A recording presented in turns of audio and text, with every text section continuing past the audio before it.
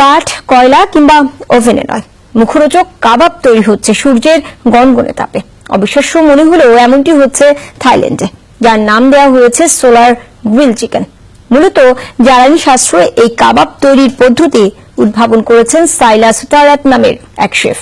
ব্যাংককের অদূরে অবস্থিত এই রেস্তোরাঁ এরই মধ্যে জনপ্রিয় হয়ে উঠেছে ভোজন রসিকদের কাছে।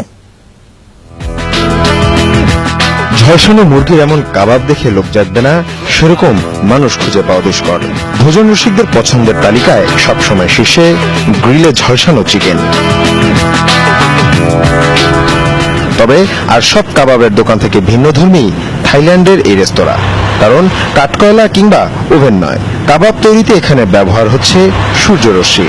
দক্ষিণ ব্যাংককে এই ব্যতিক্রমী রেস্তোরাঁর উদ্যোক্তা সাইলা সুতারাত।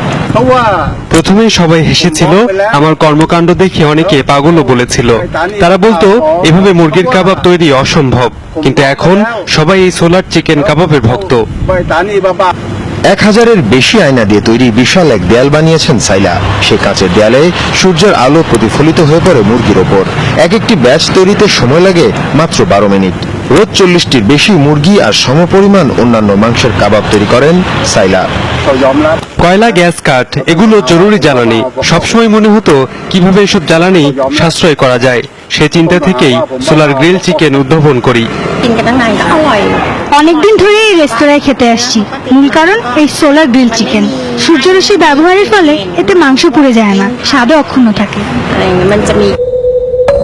প্রায় 20 বছর আগে সাইলার উদ্ভাবিত প্রযুক্তি এখন ব্যবহার হচ্ছে বাণিজ্যিকভাবেও।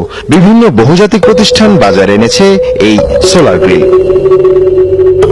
মীর মুশফিকা হাসান, যমুনা নিউজ।